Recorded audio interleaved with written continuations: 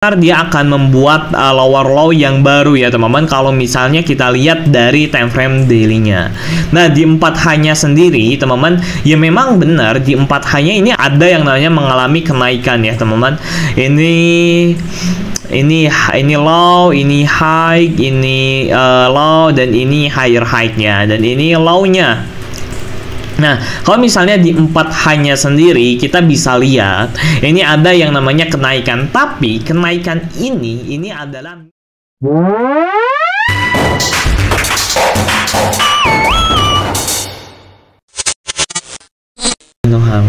Oke, halo guys. Jadi di video kali ini gua akan coba analisa Renzo ya. Jadi banyak yang ke gua, "Bang, tolong analisain project Renzo."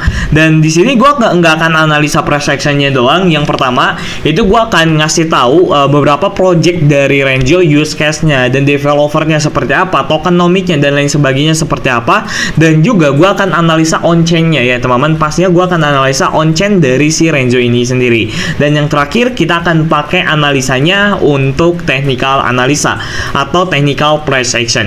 Nah, oke, jadi ini koin Renzo ya. Jadi sebelum lanjut ke videonya, untuk kalian yang belum masuk grup Telegram gua, kalian bisa masuk aja. Gua udah taruh linknya ada di deskripsi video ini. Ini kan bisa lihat ya. Ini banyak orang yang profit di Telegram gua. Kalian bisa langsung aja masuk grup Telegram gua. Gua kasih linknya ada di deskripsi video ini secara gratis. Ini hanya untuk 10 orang aja. Nah, jadi kalian bisa langsung aja masuk. Ini gue tadi ngasih sinyal link ya teman-teman. Ini gue tadi ngasih sinyal link dan ini langsung down. Nah, ini gue ngasihnya lengkap. Jadi bukan link doang. Nah, ini gue ngasihnya lengkap setelah penjelasannya. Nah, jadi untuk kalian yang mau masuk grup Telegram gue udah kasih linknya di deskripsi video ini secara gratis. Nah, oke, kita akan langsung aja lanjut ke analisa projectnya. Dan di sini step pertama gue akan jelasin terlebih dahulu apa sih itu project dari si Renzo.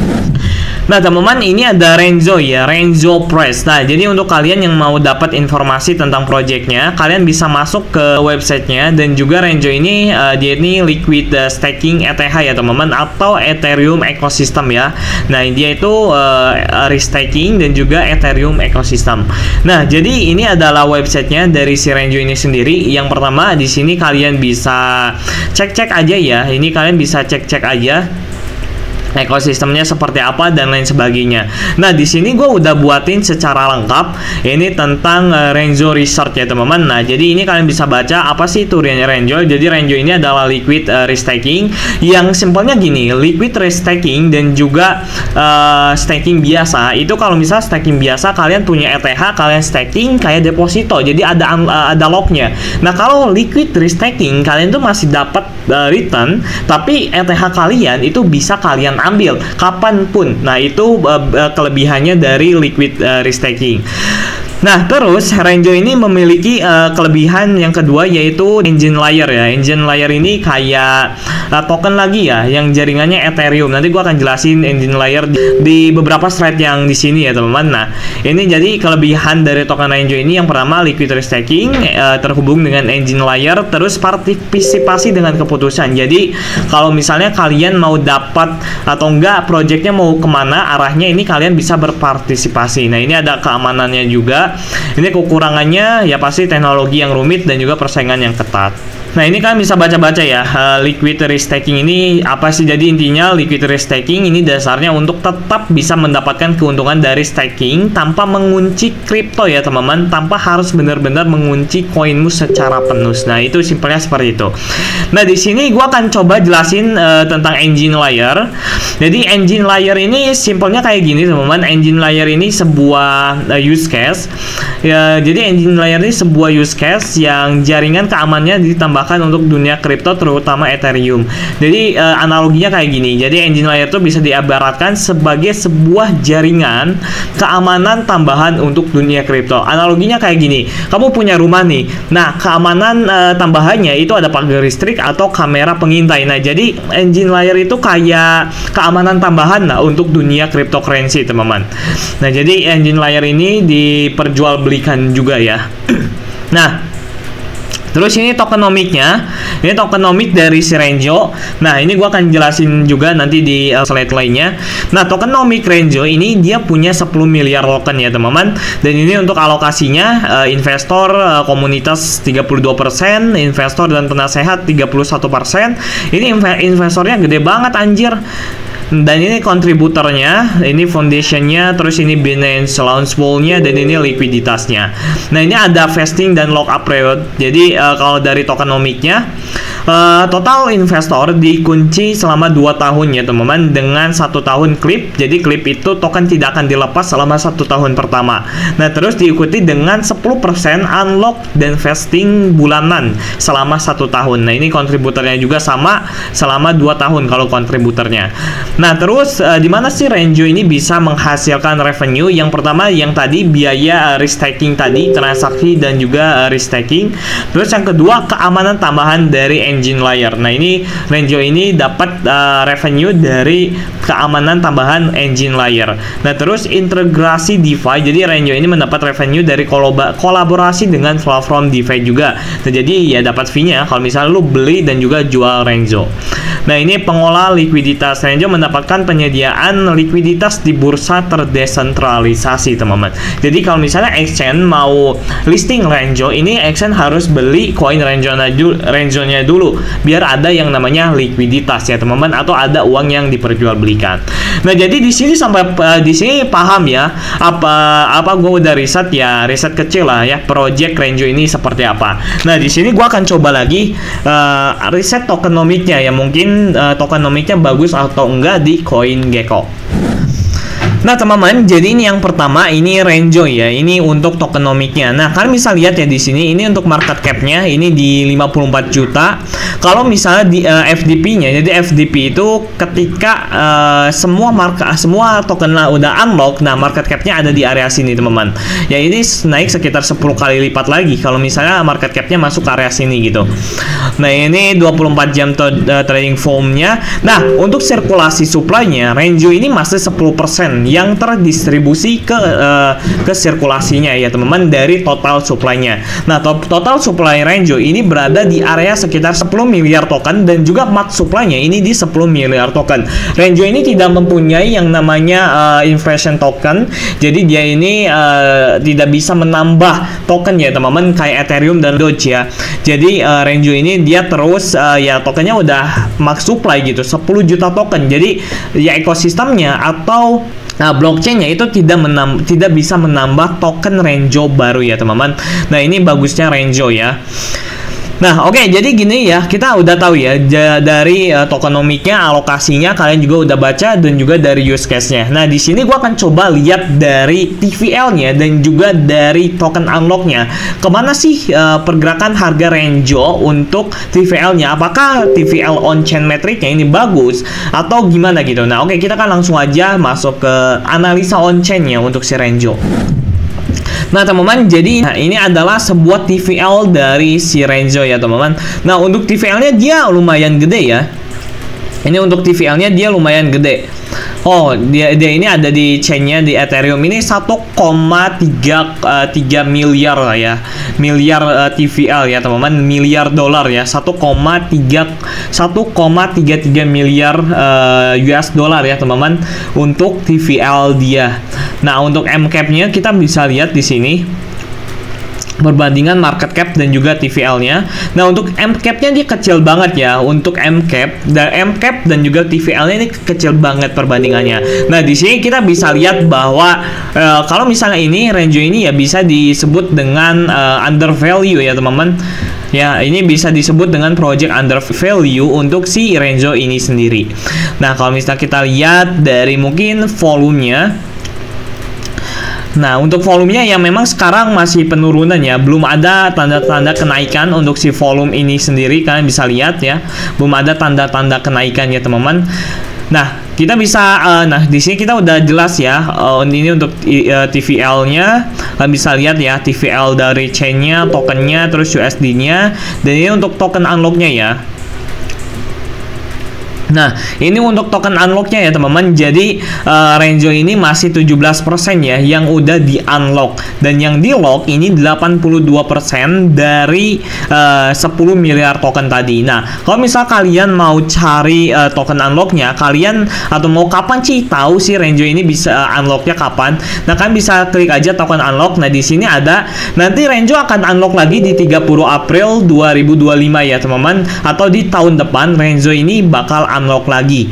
Nah, Renzo ini bakal unlock lagi di tahun depan ya teman-teman, 2025. Nah, kalau misal kita lihat berarti untuk si Renzo ini enak ya teman-teman, ini bagus lah pokoknya, karena unlock dia ini di tahun depan. Makanya yang 10 miliar supply tadi ini di unlock sekitar 43% dari sirkulasi supply yang 1 miliar. Jadi ini cuman 500 juta token yang akan di unlock teman-teman. Ya mungkin dampaknya nggak akan terlalu besar juga sih kalau 500 juta token yang akan di unlock dari sirkulasi supply saat ini. Nah, oke. Jadi di sini kita udah mengerti ya bahwa apa sih itu Project Renzo dan juga seperti apa tokenomiknya, dan kita bisa menganalisa juga dari on-chain analisnya. Nah, di sini gua akan coba ngasih analisa dari technical analisanya. Dimana sih kalau misalnya kita entry dari Project Renzo, dan juga dimana sih kalau misalnya kita entry point untuk kita beli dan juga entry point untuk kita jual. Nah, di sini gua akan coba ngasih beberapa poin, dan sebelum masuk ke price action-nya kalian bisa dior dan juga analisa ulang, karena ini analisa pure pribadi dan opini gua teman-teman. Nah, oke, kita akan langsung aja masuk ke price action-nya. Nah, oke teman-teman semuanya, jadi kalian bisa lihat ya, Renzo ini langsung ngedam ya dari awal listingnya. Dia ngedam berapa persen nih? Dia ngedam wah, hampir 88%. Orang yang beli di sini wah ngeri sih. Ngeri ya, orang yang beli di sini ngeri. Ini udah masuk lagi ke area supply yang ada di sini, langsung dibanting ini. Langsung dibanting ya, cok. Gila, jebret.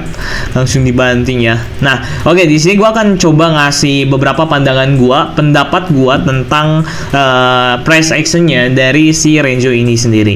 Nah, teman-teman, kalau misalnya kita lihat dari time frame yang lebih besar, si Renzo ini mungkin masih mengalami yang namanya bearish ya teman-teman. Nah, kalian bisa lihat ya, ini masih yang mengalami yang namanya bearish. Nah, bearishnya gimana? Ini kan bisa lihat. Ini low, ini low, high, dan juga low ya teman-teman. Nah, ini kalian bisa lihat ya low and high-nya. Ini low, ini high, dan ini juga ini low-nya. Dan sekarang Renzo ini ya kemungkinan besar dia akan membuat lower low yang baru ya teman-teman, kalau misalnya kita lihat dari time frame daily-nya.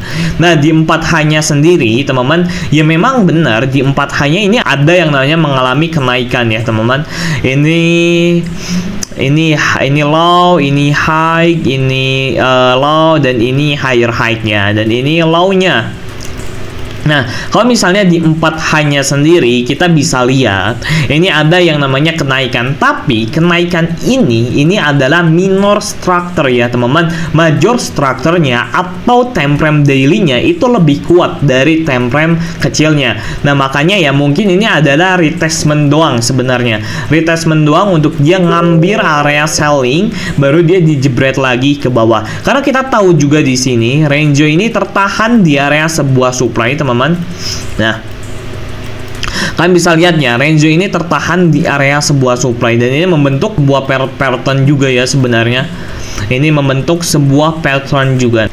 Nah, untuk di time frame 1 jamnya kita bisa cross check lagi ya, memang belum ada ya signifikan move lah di 1 jamnya. Dia tertahan di area supply yang ada di sini. Ini kuat banget supply-nya, langsung dia jebret ke bawah. Dan untuk prediksi gua hari ini untuk si Renzo ya teman-teman, ini Dior ya, ini hanya analisa gua. Yang pertama, Renzo ini bakal ada mengalami membuat all time low yang baru, kemungkinan besar ya, membuat all time low yang baru. Dan kalau misalnya untuk segi penurunannya dari si Renzo, ini kemungkinan besar ya mungkin dia bisa, bentar, kita akan coba pakai ini ya, Fibonacci. Nah, kalau misalnya kemungkinan besar penurunan dia sekarang ya, kalau misalnya dia turun lagi, ini potensial banget dia masuk ke area 0.02 ya teman-teman. Ada penurunan dari low-nya sekitar 54% lagi. Tapi ini nggak tahu ya, tapi ini cuman analisa kalau misalnya kita pakai Fibonacci dari atas ke low yang ini. Nah, beda lagi kalau misalnya kita pakai Fibonacci dari high yang ini di low yang ini. Nah, ya penurunannya mungkin sampai ke area sini ya teman-teman. Penurunannya mungkin sampai ke area 0.0264 terlebih dahulu. Nah, ini mungkin next target untuk si Renzo ya. Next target untuk si Renzo kalau misalnya area dari trendline ini dia berhasil breakout ya teman-teman. Nah, kalau misalnya area trendline ini dia berhasil breakout, wah Renzo ini dia bakal down lagi. Dia bakal retest dan down lagi ya. Target pertama di area sini, dan kalau misalnya udah capai target mungkin ke area bawahnya ya teman-teman. Dan ya maybe dia akan masih ada penurunan sekitar ya 42%-an lah. Dan untuk kalian yang mau beri Renzo gimana bang? Menurut gua gini gengs, yang pertama dari kesimpulan analisa project tadi, sebenarnya banyak produk yang hampir sama seperti Renzo. Kelebihan dan kekurangannya udah gua kasih tahu ke kalian. Ya kelebihannya mungkin nanti kalau misalnya engine layernya itu udah digunakan, dan ya kalau nggak salah engine layernya itu belum muncul ya. Nah, jadi ya produk dan juga use case pertama dari Renzo ini engine layernya teman-teman. Kalau misalnya restacking, liquid restacking itu banyak banget, ada Lido, ANKR dan lain sebagainya. Tapi kalau misalnya untuk project liquid restackingnya ini ya cukup lumayan oke lah. Nah, tapi gue masih belum bisa memastikan masuk. Kapan kalian bisa masuk di Renzo? Ya menurut gua waktu untuk masuk di Renzo ini yang pertama di area sini dan yang kedua di area sini. Dan ini target penurunannya pasti. Dan pastinya bang kalau misalnya berhasil breakout area ini, pastinya gua akan sorting Renzo ini sendiri ya teman-teman. Nah, akan sorting Renzo ini sendiri sampai ke area-area bawah ini. Nah, jadi ya gitu sih untuk analisa pribadi gue tentang harga Renzo. Mungkin Renzo kalau misalnya dia berhasil break area ini, kalau misalnya enggak ya pasti bouncing. Tapi kalau misalnya area trendline-nya ini kuncinya area trendline aja. Kalau misalnya area trendline-nya dia nggak berhasil break, dia pasti bouncing ke atas ya teman-teman. Tapi kalau misalnya area trendline dari Renzo ini berhasil break, area target pertama ini di area sini dulu lah. Area target pertama, kedua, dan ini ketiga. Nah, jadi segitu aja. Semoga videonya bermanfaat untuk kalian. Kita udah jelasin lengkap analisa Renzo mau kemana dan lain sebagainya. Ya udah, thank you so much sudah nonton, dan nanti kita akan update Bitcoin, and bye bye.